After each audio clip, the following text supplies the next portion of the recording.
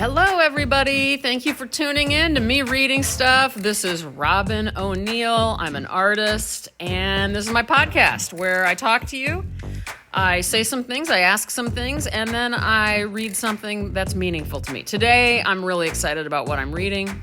I've read it on here before, and I'm excited for you guys to hear it again. There's been a lot of new listeners and new communities, so I just wanted to make sure everybody heard this, because I feel like anybody tuning into the podcast will like this one. Thank you for tuning in. Thank you for sharing this with a friend. And if you want to, go ahead and review it on, Apple Podcasts or Google Play or wherever the hell you listen to this. Only if you have nice things to say, though, because remember, I'm sensitive, and so are you. So let's be kind to each other, please.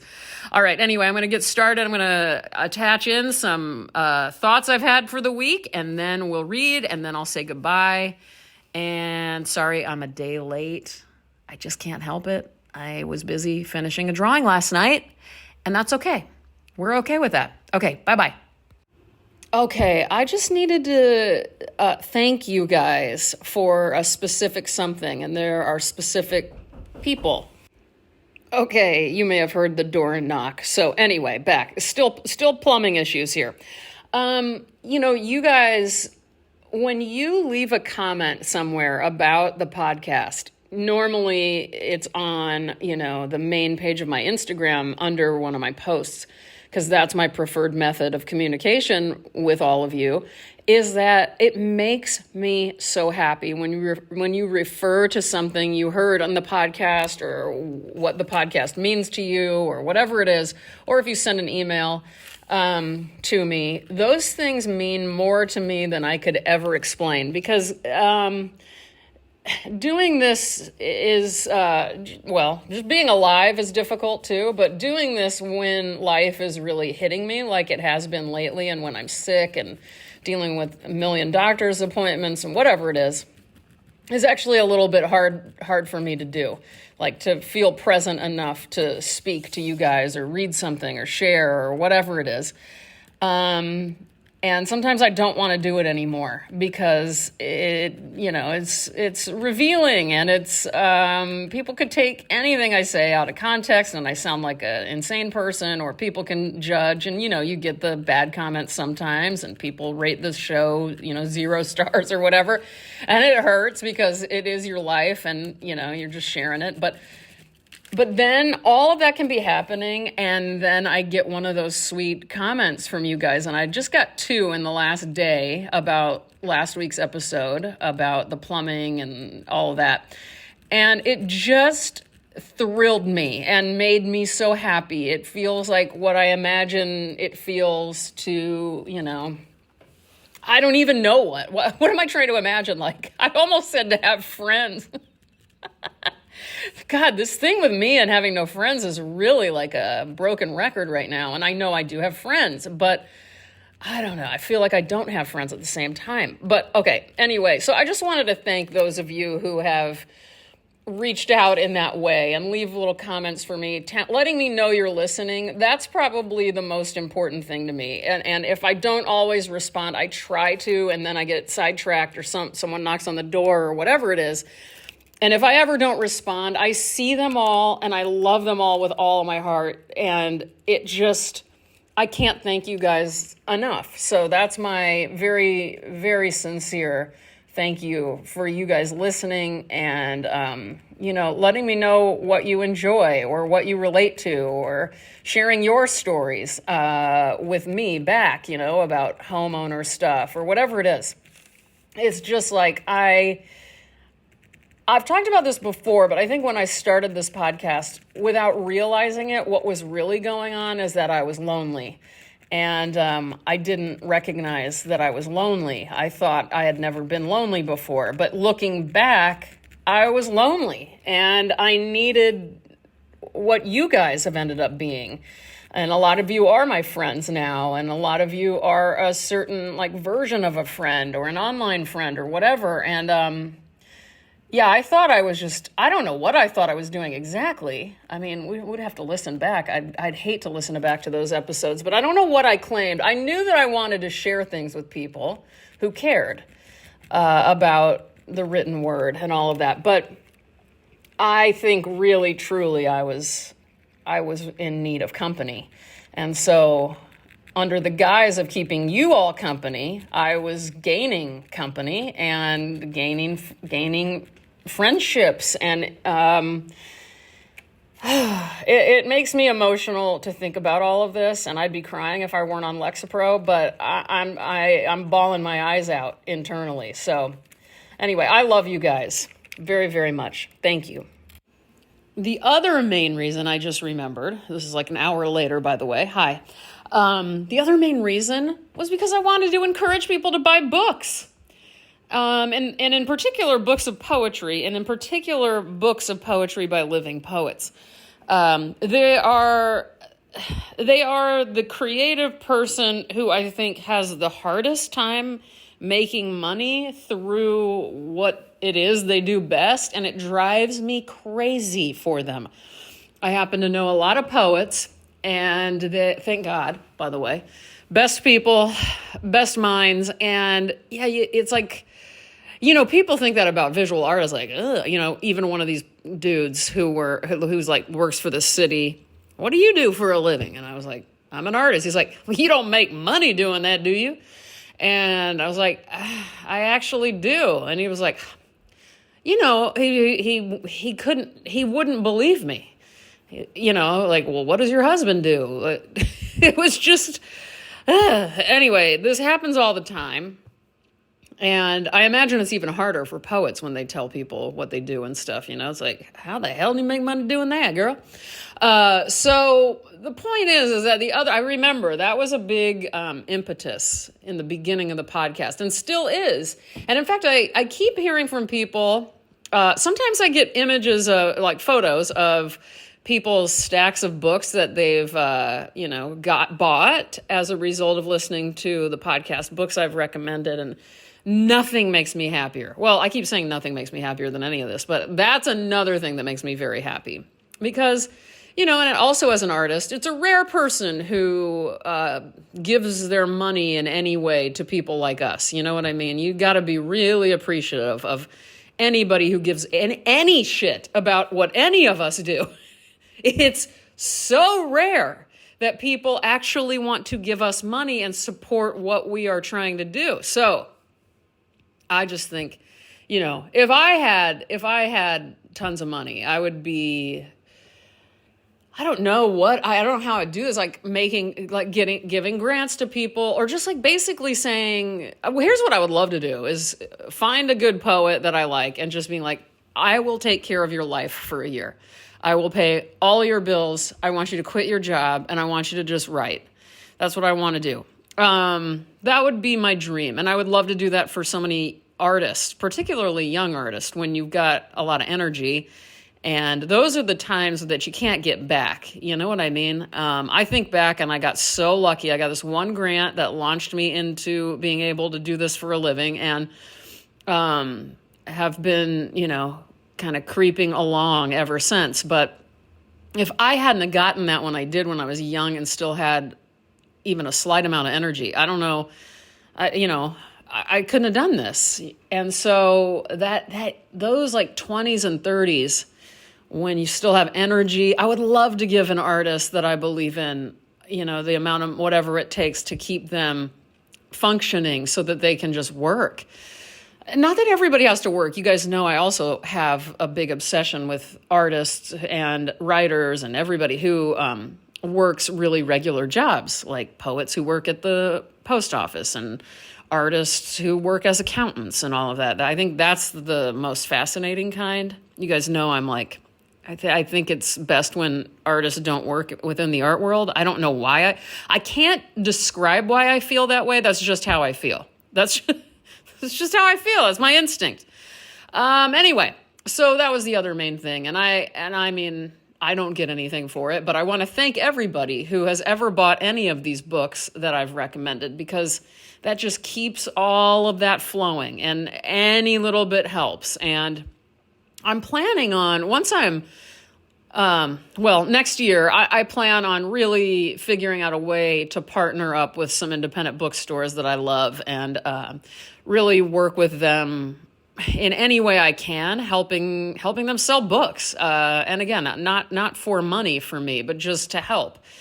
And I have enough listenership to where that can actually, I can actually help. This is actually something I can, I don't know, do as a service of some sort. So I wish I did that more. That would just take a little bit of foresight. And I haven't been as focused. I've had to just get through what I'm going through in the studio, but I'm going to set aside some time to really figure out a way to be a little more useful, if that makes sense. So there's that. I was just talking to myself in my head, not out loud, but not that there's anything wrong with talking out loud. And I was thinking, oh my God, I cannot believe I have to work all day again today. All I need is to sit on the couch and crochet and relax and watch Lifetime. But the way this happened in my head was, if this was real life, I'd be sitting on the couch crocheting, watching Lifetime. I don't know why. It is real life. And real life is get your ass in your studio. Okay, so speaking of from last week, the whole writing letters thing. So I have a lot of stationery, a lot of cards. And it's so funny, though, because most of the time when I purchase any sort of stationery of any kind, I am not getting things that are good for like normal people, if that makes sense. So everything I have is kind of bizarre in its own, or beautiful. I don't know how to describe this, but long story short, I need to get something for a neighbor who's been extremely cool about all this plumbing situation, because basically I now have to destroy their entire berry garden and take everything out because there's also berry bushes growing into the pipes and all this stuff. So I'm trying to find just a thank you card, and everything I have, like, I was just laughing when I was looking at this, because like one of the things said cornflakes on it and the other card said Popular Mechanics on it. It's like, if this was an artist or a writer or something, like I could give that to them, but with these people, they'd be like, why is she giving us this card that says cornflakes all over? I mean, I just don't have anything normal. Oh my God, this is driving me crazy. What's up, everybody? This is Dental Corner. All right, so you guys know I've been obsessing about talking about my teeth and my Invisalign, and then telling you guys how you need to live your life. And it's all about, you can't just brush, because once you brush, then you got to floss. And then once you floss, you got to put in mouthwash because there's just food coming out nonstop.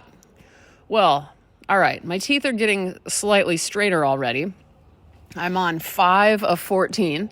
So I'm like a third of the way there, approximately, and of my Invisaligns. And starting this last week, now every time I floss, nothing comes out. Like, the brushing is just fine. I mean, it's completely fine. So all of you were probably thinking, like, what is she talking about? When I floss, there's not food coming out. And then if I do mouthwash, there's certainly not any more food. It turns out, I think it's just because I have very crowded teeth, which is what I'm taking care of, so that I don't get any gum disease later on or whatever. So my apologies here in Dental Corner that I was wrong, you guys. I was wrong, and I lied, and I am very sorry. Basically, you guys are doing fine. Continue your own dental scheduling. Whatever you do, you're doing great. And that's it. Also, I was just on a walk. I had to go to the pharmacy and UPS. So I walked there because it wasn't raining. And it was so annoying because I wanted to talk to you guys while I was on the walk. I thought that would be fun. Do a little walk and talk. We pretend like we're on a walk together. But so again, I don't know. I'm talking to people who don't live in cities. Like, if you're in the city, you're used to being around. Like, there's always going to be other people walking around next to you or near you. And in that case, I wouldn't probably record a podcast. I mean, I might, but because there's like nobody around here, and you're usually on your own when you take a walk, which I love so much, even though it's a little creepy sometimes, I'll be honest with you. I will say I'm more scared of walking in this town than I was when I was in Beverly Hills or wherever, because, at least there's a million people around in the city. And here, there's just not. Like,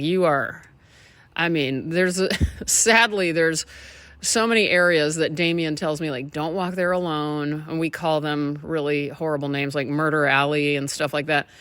But I do walk there on my own. Sorry, Damien, if you're listening. I walked it today. I walked down Murder Alley today. And I loved every minute of it. But anyway, today when I was trying to record for you guys, I was so excited. I had tons on my mind. I was feeling like verbally active enough because I've been really so tired that I just haven't had, and I've been so busy, I haven't had the energy to talk to you guys. But on the walk I did, but there was this woman who somehow, no matter which side of the street I would cross over to, she would follow me. I mean, she wasn't following me. It was just a weird coincidence that everywhere she went with her dog, I was going.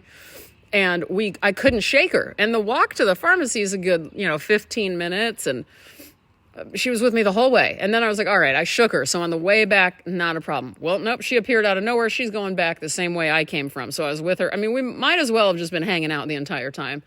So I couldn't talk to you because it would feel weird. I'm going to be like, she'll be like, what is Dental Corner? Who is she talking to about? Is this a like roving dentist on the phone here? What is going on? And so I just didn't do it. And it really kind of bummed me out. But anyway, that is Dental Corner. By the way, the Cornflakes card and the Popular Mechanics card were actually from the James Castle house, FYI. Because, he did a lot of like collaging, or he would copy logos from different advertisements and stuff. So anyway, shout out to James Castle and the James Castle house. I had so much fun going there last year. This sounds like an ad. This is an ad for Cornflakes and the James Castle house. Oh my God. I have taken to keeping a box of Kleenex basically everywhere I could and might possibly sit or stand for more than, let's say, 3 minutes. I have one on one side of the studio, one on the other side of the studio, one in the area I sit on the couch when that happens, which is almost never anymore, which is killing me. One in the kitchen, one next to the bed, one about 3 feet from the bed in the bathroom, one in my yarn room. That might be it. But that's a lot of places too. And you should see me. The reason I'm telling you is I was just getting the book I wanted to read you from across the room. And I couldn't find the other box, even though 2 feet away from where I was, there was another box. But I wanted to make sure that other box was there. And I was going to use that one because I was walking towards that area and I didn't see it. #Kleenex.com, babies. Okay. Another funny thing. Lots of little annoyances today, like the woman walking next to me and being annoying to me, even though she was just doing her thing. I should not be annoyed at that. That's really not good behavior on my brain's part. Like, she has every right to walk around this town just like I do. We both have every right. She even has every right to keep following me around if she wants to. I mean, she's not doing anything, but it really annoyed me. So anyway, I was looking everywhere for this book, Anne Boyer, Garments Against Women, which I have read on this podcast several times, and I'm going to read the same thing again. When I do that, I'm not just being idiotic, by the way. That usually means I like it that much and I want to refer to it that much. Oh, let me put on my new 90s looking glasses. Oh my God, they're pretty great. Anyway, I'm looking everywhere. I'm getting pissed. I'm realizing, oh my God, I'm going to talk to the people on the podcast today about how upset I am because this book is no longer in print, this original version of it. And I'm obsessed with every single ounce of it. I'm looking. I have 4 areas where my books of poetry exist, maybe 5, as many as I have Kleenex box areas. And I couldn't find it. And when I'm really getting pissed is when I don't see it in my studio, which I have a kind of a coffee table full of a lot of go-to books, ones that I refer to a lot, whether they're art books, poetry books, whatever. And I'm about to have a fit, like knock over a stack of books or something. And it is right on the top of the center stack in the center of this table. And then I laugh and I say, Robin, calm down. Bulldog. If anybody listened to the episode, most recent one with Damien, he calls me Bulldog all the time. Bulldog on Frasier. How Bulldog is constantly like pissed off, and then he realizes that there's nothing to be pissed off. So he very quickly turns like, what the fuck? Oh, here it is. Never mind. So that's what I just did several times today. And I am not prepared. But anyway, Anne Boyer, Garments Against Women. This is from Asata Press. And you can look for it. I think there's another. I'll check, and then I'll put a link in the description where you can find this book. But be on the lookout. Anytime you see this, buy it. I've given it as gifts, and it is, let's see, when was it published? 2015. She became pretty famous as a writer after the publication of this book. And I am obsessed. I think this is one of the greatest books to come out in the last, I would say, 50 years, if not more. I have notes on every single page. I am actually in love with this book. I am madly in love with it. And I also told you guys, if you ever have the chance to see Ann Boyer read, you should do so. And she does a lot of readings. So, and I believe, and she has a great newsletter. I'll link you guys in the description to everything you need to know about Ann Boyer. But she's a true, she's like a god who walks among us, in my opinion. Now, I know that sounds crazy. That sounds a little like, Robin, can you please calm down with your hyperboles? But I mean it. Some people are just so gifted that it blows my mind, and I don't understand how they exist. And she's one of them. And so that's it. And I've been referring to this, I kind of quote it off and on, but this passage in Garments Against Women is called At Least Two Types of People. And I'm going to read it again. And I don't want to explain why. I think it's obvious why. All right. Let me clear my throat. Sorry, I'm still dealing with allergies, although you may hear in my voice, not as bad as I was earlier this week. Okay. There are at least two types of people. The first for whom the ordinary worldliness is easy. The regular social routines and material cares are nothing too external to them and easily absorbed. They are not alien from the creation and maintenance of the world, and the world does not treat them as alien. And also from them, the efforts towards the world, and to them, the fulfillment of the world's moderate desires flow. They are effortless at eating, moving, arranging their arms as they sit or stand, being hired, being paid, cleaning up, spending, playing, mating. They are in ease and comfort. The world is for the world and for them. Then there are those over whom the events and opportunities of the everyday world wash over. There is rarely in this second type any easy kind of absorption. There is only a visible evidence of having been made of a different substance, one that repels. Also, from them, it is almost impossible to give to the world what it will welcome or reward. For how does this second type hold their arms? Across their chest, behind their back? And how do they find food to eat and then prepare this food? And how do they receive a check or endorse it? And what also of the difficulties of love or being loved, its expansiveness, the way it is used for markets and indentured moods?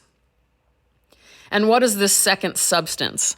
And how does it come to have as one of its qualities the resistance of the world as it is? And also, what is the person made of the second substance? Is this a human, or more or less than one? Where is the true impermeable community of the second human, whose arms do not easily arrange themselves, and for whom the salaries and weddings and garages do not come? These are perhaps not two sorts of persons, but two kinds of fortune. The first is soft and regular.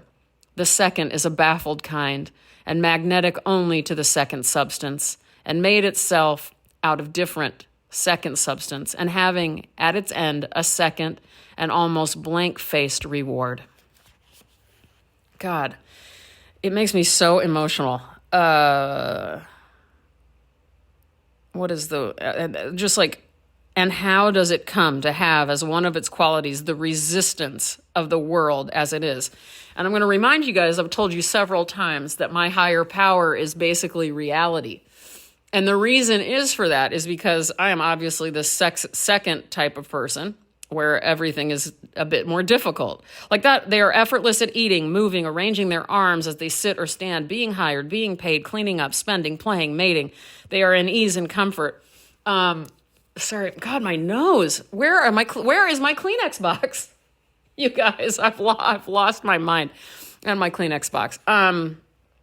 Yeah, it's just very emotional for me because, and I've said this before, like my dad is one of these where life is easy. He's type 1. And it's hard to find those, especially if you're in this world of the arts. Like most of us are version 2. And, no matter how old you get, you're just like, I'm baffled by how people, like, how do you keep up with a clean house? How do you get a check in the mail and just go deposit it? How do you just go to a party? Like, how do you just go hang out with a friend and then go to the store and then run errands and come home and enjoy yourself with your food and watch a TV show and go to bed? How do you go to bed? How do you go to bed and wake up at the same? How do you wake up to an alarm clock and it's just fine with you? And how do you work out in the mornings every day? How do you do it? Everything is a fucking ordeal over here for me, Even at my best, even when I'm doing my best, which I'm kind of doing my best lately. I'm in a lot of pain right now. I'm a little bit annoyed with some shit. But did you hear my stomach growling? That's because I haven't stopped to eat food. I haven't eaten lunch. What's that about? A normal person would just go make themselves some food. Call it a day. There you go. You ate your lunch. All right. Nice. I like that about you. Anyway, I'm just going to let this sit. I'm just going to turn this off and actually sit with this. It's actually upsetting me. I don't know. Sometimes I can read this piece and feel seen, and I do. I still feel seen. All those good feelings you get from reading something that you relate to and you understand and you're glad it was written. And other times I'm reading it and I get kind of overtaken by the otherness that I feel, and that's how I'm feeling right now. And I'm feeling a lot of it I'm feeling a lot of it about other people that I care about too. I don't know. Anyway. You guys, that's going to be it for today. I hope you enjoyed what I've talked about. I love hearing from you guys. Again, massive thanks to everybody who communicates with me in whatever way they do. I wish my job was to just talk to you guys back and forth via email, via Instagram, via whatever. I just wish that could happen. Or if I could I don't know, summon you all to my picnic table or get one of you at a time on the picnic table to just hang out when I take a break or something. There's no ideal in life, but that would be my ideal. And again, that's a nice fantasy. I do live in my fantasies, just so you know. And I'm pretending to be hanging out with you guys on picnic tables all the time. Thank you, thank you, thank you. You guys are the best. I'm not going to do much but say goodbye. I hope you have a great weekend. And I love you. Okay, goodbye.